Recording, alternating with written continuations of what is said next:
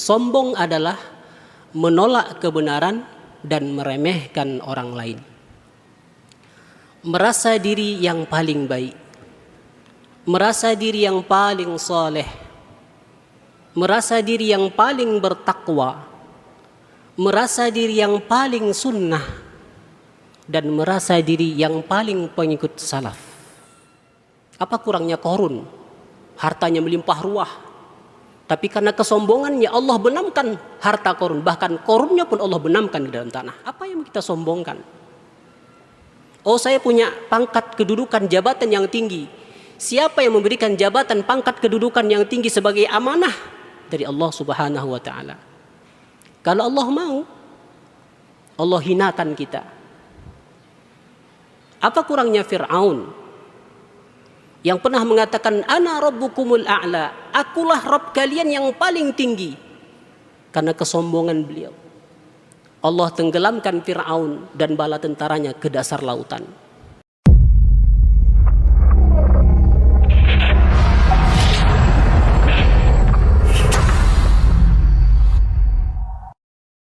Bismillahirrahmanirrahim. Assalamualaikum warahmatullahi wabarakatuh. Innal hamdalillah alladzi nahmaduhu wa nasta'inuhu wa nastaghfiruh wa na'udzu billahi min shururi anfusina wa min sayyiati a'malina. May yahdihillahu fala mudilla lahu wa may yudlil fala hadiya lahu. Asyhadu an la ilaha illallah wahdahu la syarika lahu wa asyhadu anna Muhammadan 'abduhu wa rasuluhu la nabiyya wa la rasula ba'dahu. فقال الله تعالى في كتابه الكريم أعوذ بالله من الشيطان الرجيم بسم الله الرحمن الرحيم يا أيها الذين آمنوا اتقوا الله حق تقاته ولا تموتن إلا وأنتم مسلمون وبعد فإن أصدق الحديث كتاب الله وخير الهدي هدي محمد صلى الله عليه وسلم وشر الأمور محدثاتها فإن كل محدثة بدعة وكل بدعة ضلالة wa kulla dhalalatin finnar. Jemaah salat zuhur yang semoga dirahmati dan diberkahi oleh Allah Subhanahu wa taala. Puji syukur alhamdulillah senantiasa kita panjatkan kehadirat Allah Subhanahu wa taala atas limpahan nikmat dan keberkahan yang diberikan kepada kita, sehingga dengan nikmat dan keberkahan itu kita mampu menjalankan segala aktivitas dan rutinitas ibadah kita sehari-hari. Dan tentunya kita berdoa semoga segala amal yang kita kerjakan, Qiyamul Lail yang kita dirikan, infak sedekah yang kita keluarkan, bacaan Al-Quran yang kita bacakan, puasa sunnah yang kita amalkan, mudah-mudahan diterima oleh Allah Subhanahu wa ta'ala. Amin ya rabbal alamin. Salawat dan salam tak jemu dan tak bosan kita persembahkan kepada baginda Rasulullah Muhammad sallallahu alaihi wasallam. Mudah-mudahan dengan memperbanyaknya kita bersalawat kepada beliau, kita mendapatkan syafaatnya nanti di hari kemudian kelak. Amin ya rabbal alamin. Jemaah salat zuhur Masjid Fatahillah Blok B Pasar Tanah Abang yang semoga dirahmati dan diberkahi oleh Allah Subhanahu wa taala. Maka pada kesempatan kali ini kita akan membahas tentang satu tema, yaitu satu penyakit yang sangat berbahaya. Penyakit ini lebih berbahaya daripada penyakit yang kita alami sekarang yang katanya virus corona.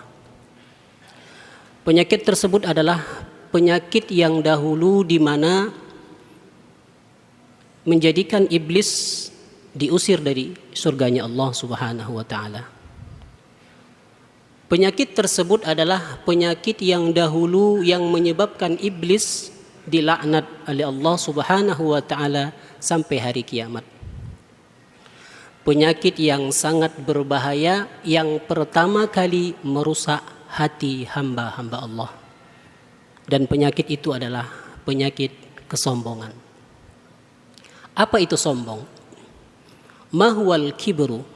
Rasulullah sallallahu alaihi wasallam beliau mengatakan al-kibru batarul haqq wa ghamtun nas.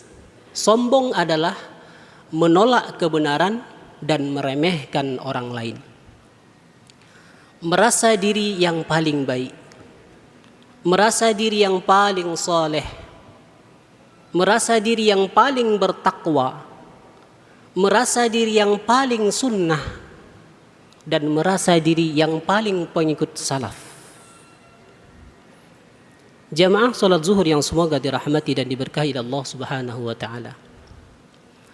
Kemuliaan seseorang, ketakwaan seseorang, kesolehan seseorang yang tahu hanyalah Allah Subhanahu wa taala. Kita boleh berhusnuzon kepada hambanya Allah, namun apa yang ada di dalam hati seseorang yang tahu hanyalah Allah Subhanahu wa taala. Dan apabila seseorang di dalam hatinya ada sifat kesombongan, maka tidak akan pernah masuk ke dalam syurganya Allah Subhanahu wa taala. Di mana Rasul sallallahu alaihi wasallam beliau mengatakan, la yadkhulul jannata man kana fi qalbihi mithqalu habbatin min khardalin min kibrin. Tidak akan masuk ke dalam syurganya Allah siapa-siapa yang ada di dalam hatinya sifat kesombongan walaupun sebesar biji dzarrah. Bahkan di dalam sebuah hadis qudsi di mana Allah mengatakan, al-kibriya'u ridai wal 'azamatu izari faman naza'ani wahidan minhuma alqaituhu ila jahannama wala ubali. Di mana Allah mengatakan, sesungguhnya kesombongan adalah selendangku, keagungan adalah kemuliaanku, keagungan adalah pakaianku, dan barang siapa yang lancang dan berani merampas satu di antara keduanya, maka aku akan benamkan dia ke dalam api neraka Jahannam tanpa aku pedulikan lagi. Na'udzubillah min dzalik.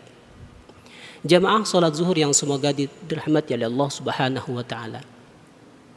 Seseorang apabila dia menyadari akan identitas dirinya yang sesungguhnya, maka tidak akan pernah terbesit di benaknya untuk bersikap sombong. Kita ini siapa, Pak?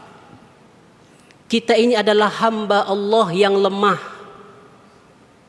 yang tidak ada daya dan upaya, yang tidak memiliki kekuatan, kecuali kekuatan itu datang dari Allah Subhanahu wa taala. Namun yang menjadikan seseorang sombong adalah ketika dia tidak sadar bahwa dirinya adalah hamba kepada Allah Subhanahu wa taala. Maka jamaah yang semoga dirahmati dan berkali Allah Subhanahu wa taala, pernah suatu ketika Ali bin Abi Thalib, ada orang yang bersikap sombong kepada dirinya dengan kesombongan dirinya, sampai dia mengatakan, tidakkah engkau tahu siapa aku? Maka Sayyidina Ali mengatakan, oh, aku tahu siapa kamu. Engkau, kata Sayyidina Ali, permulaannya adalah nutfah, sperma, air mani yang menjijikkan. Itulah permulaan kita. Kita dengar sekarang, mau kita lihat terus air mani itu, Pak, jijik kita melihatnya. Itulah awal permulaan kita. Apa yang mau kita sombongkan? Akhirnya kita, kata Sayyidina Ali, ketika engkau dikubur di dalam tanah, engkau jadi apa? Kita akan menjadi bangkai yang bau dan busuk. Siapapun orang yang sombong di muka bumi ini, dikubur di dalam tanah, kemudian digali tanah tersebut, tidak akan mau kita mencium baunya. Busuk dan bau. Itulah akhirnya kita. Apa yang mau kita sombongkan? Kehidupan kita sekarang. Maka Sayyidina Ali, beliau mengatakan, wama bainahuma, adapun di antara keduanya, engkau senantiasa memikul di dalam perutmu adalah kotoran. Di dalam perut kita ini, Pak, kotoran semua isinya, jeroan semua isinya. Wajah kita boleh ganteng, wajah kita boleh cantik, kulit kita boleh putih dan mulus, tapi apa yang ada di dalam perut kita? Kotoran semua isinya, jeroan semua isinya. Orang masih mau membersihkan jeroan kambing, orang masih mau membersihkan jeroan sapi, orang masih mau membersihkan jeroan ayam, tetapi jeroan manusia malas orang membersihkannya, Pak. Apa yang mau kita sombongkan? Walaupun kita tidak punya titel, punya pangkat, punya harta, jabatan, kedudukan, apa yang mau kita sombongkan? Oh, saya punya ilmu yang luas, yang banyak. Siapa yang memberikan kita ilmu kalau bukan Allah Subhanahu wa taala? Kalau Allah mau, Allah angkat ilmu yang ada pada diri kita. Nauzubillah.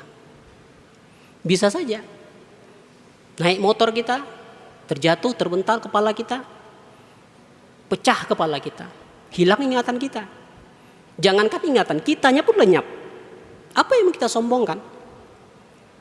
Makan daging kambing kebanyakan, naik darah tingginya, stroke, hilang ingatan kita. Apa yang mau kita sombongkan di muka bumi ini? Oh, saya punya harta, saya punya mobil yang mewah, rumah yang indah, toko yang banyak. Siapa yang memberikan harta pada kita kalau bukan Allah Subhanahu wa taala? Kalau Allah mau, sekejap mata hilang. Apa kurangnya Qarun? Hartanya melimpah ruah, tapi karena kesombongannya Allah benamkan harta Qarun. Bahkan Qarunnya pun Allah benamkan di dalam tanah. Gak usah jauh-jauh, sekarang kita ditimpa musibah yaitu corona. Coba berapa banyak toko yang kita miliki tutup, berapa banyak karyawan yang kita miliki kita pecat-pecatin. Apa yang kita sombongkan? Oh, saya punya pangkat kedudukan jabatan yang tinggi. Siapa yang memberikan jabatan pangkat kedudukan yang tinggi sebagai amanah? Dari Allah Subhanahu wa taala. Kalau Allah mau, Allah hinakan kita. Apa kurangnya Fir'aun yang pernah mengatakan ana rabbukumul a'la, akulah Rabb kalian yang paling tinggi. Karena kesombongan beliau, Allah tenggelamkan Fir'aun dan bala tentaranya ke dasar lautan. Allah katakan, tu'til mulka man tasha wa tanzi'ul mulka mimman tasha wa tu'izzu man tasha wa tudhillu man tasha biyadikal khair. Allah lah yang paling pantas dan paling berhak memiliki sifat kesombongan. Kita apa? Maka jamaah yang semoga dirahmati dan diberkahi Allah Subhanahu wa taala, jauhkan sifat sombong pada diri kita. Makanya kalau kita perhatikan jamaah yang semoga dirahmati dan diberkahi Allah Subhanahu wa taala, bagaimana orang tua kita dahulu, guru-guru kita dahulu, ulama-ulama kita terdahulu mengajarkan kepada kita untuk menjauhkan sifat sombong semacam ini. Pernah suatu ketika ada seorang ulama yang bernama Abu Bakar Al-Adni. Ketika beliau masih muda, ia ingin berdakwah ke kota Aden. Kemudian dia memohon izin kepada orang tuanya, wahai abah, wahai ayah, aku ingin berdakwah ke kota Aden. Mohon izinkan saya untuk berdakwah di sana. Maka sang ayah mengatakan, aku izinkan engkau, tapi penuhi syarat-syaratnya. Maka beliau mengatakan, apa syaratnya wahai abah? Kata abahnya, tolong carikan kepada saya, hadirkan kepada saya seseorang ataupun makhluk Allah yang lebih hina daripada dirimu. Hadirkan kepada saya. Maka keluarlah Abu Bakar Al-Adni tadi. Maka di tengah jalan dia bertemu dengan orang tua, yang sudah sepuh, yang lemah. Maka dia mengatakan, inilah orang yang lebih hina daripada aku. Aku masih muda, masih gagah, masih kuat. Namun ketika ia ingin bawa, maka terlintas di benak dan pikirannya, dia mengatakan, memang saya lebih tua, memang saya lebih kuat, lebih muda. Tapi kalau hitung-hitungan amal ibadah, maka tentulah ibadah dia lebih banyak daripada ibadah yang aku lakukan. Qiyamul lail yang dia dirikan, infak sedekah yang ia keluarkan, tentulah lebih banyak dia yang mengeluarkan dan mengamalkan amal-amal tersebut. Karena dia lebih tua umur. Saya tidak pastikan bahwa saya lebih mulia daripada dirinya. Dia tinggal, Pak. Dia cari yang lebih kecil, yang lebih muda. Di tengah jalan ketemu anak kecil. Dia mengatakan, oh sayalah orang yang lebih mulia daripada dirinya. Ini adalah manusia, makhluk Allah yang paling hina. Saya lebih banyak amal ibadah saya. Namun ketika ia ingin bawa, maka terlintas di benak dan fikirannya, ini masih muda, masih kecil. Kalau hitung-hitungan dosa, tentulah dosa yang aku perbuat lebih banyak daripada dosa yang ia perbuat. Kalaupun dia melakukan dosa, ketika dia belum balik, belum dicatat oleh para malaikat.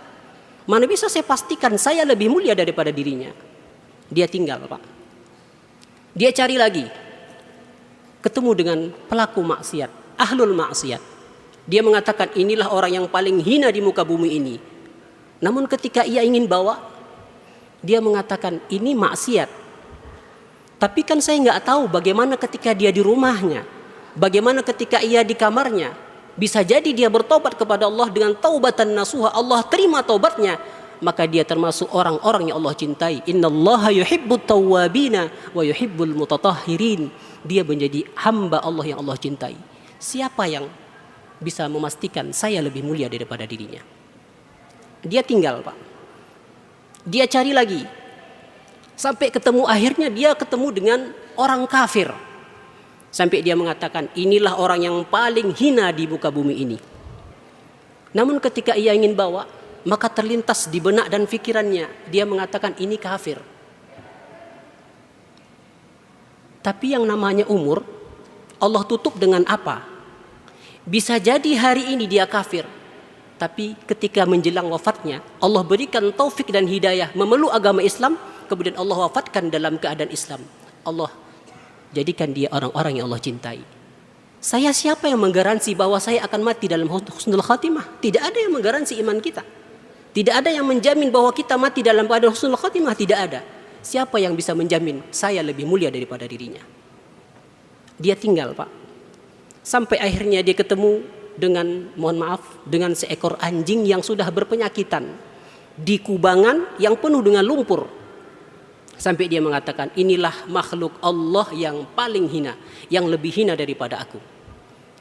Namun ketika ia ingin bawa, maka terlintas di benak dan pikirannya, dia mengatakan, anjing ketika di hari kiamat jadi apa?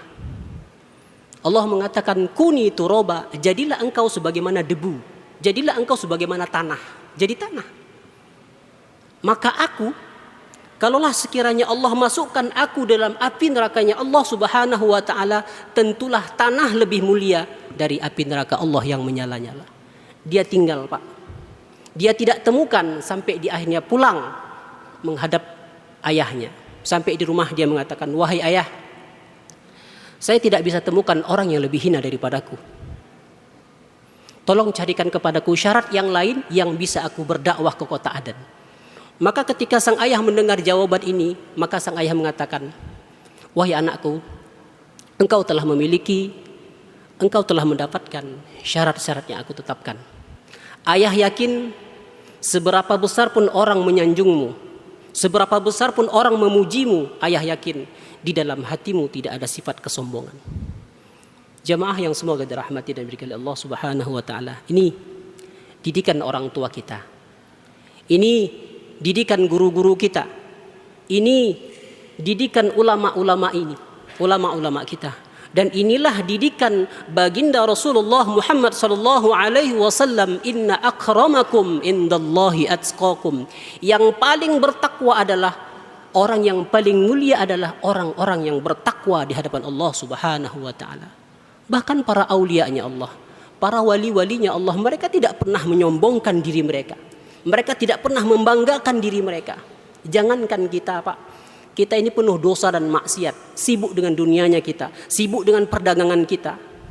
Para malaikat yang mereka tidak pernah bermaksiat kepada Allah subhanahu wa ta'ala, la ya'sunallaha ma amarahum wa yaf'aluna ma yu'marun. Mereka tidak pernah bermaksiat kepada Allah dan mereka senantiasa mengerjakan apa yang Allah perintahkan. Perhatikan, ketika di hari kiamat, ketika dibangkitkan para malaikat, apa ucapan yang pertama kali mereka ucapkan? Maka para ulama menjelaskan, kalimat yang pertama kali mereka ucapkan adalah subhanaka ya Rabb, ma abadnaka haqqa ibadatik wala arafnaka haqqa ma'rifatik. Subhanaka ya Rabb, maha suci engkau ya Allah, selama ini kami beribadah kepadamu belum dengan sebenar-benarnya ibadah, dan selama ini kami mengenalmu ya Allah belum dengan sebenar-benarnya ibadah, belum sebenar-benarnya pengetahuan dan pengenalan. Itu para malaikat ketika mereka sadar akan identitas mereka, maka tidak pernah terlintas di benak dan hatinya untuk bersikap sombong. Maka oleh sebab itu, jamaah yang semoga dirahmati dan diberkahi Allah subhanahu wa ta'ala, jauhkan sifat sombong semacam ini. Merasa diri yang paling baik, merasa diri yang paling soleh, merasa diri yang paling sunnah.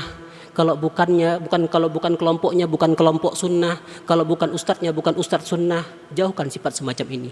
Teruslah kita meningkatkan kualitas iman dan takwa kita kepada Allah, dan mudah-mudahan Allah senantiasa mewafatkan kita dalam keadaan husnul khatimah. Segala yang baik datang dari Allah, segala khilaf dan salah datang dari kebodohan saya. Kita tutup dengan membaca kafaratul majlis. Subhanakallahumma bihamdika asyhadu an la ilaha illa anta astaghfiruka wa atubu ilaik. Assalamualaikum warahmatullahi wabarakatuh.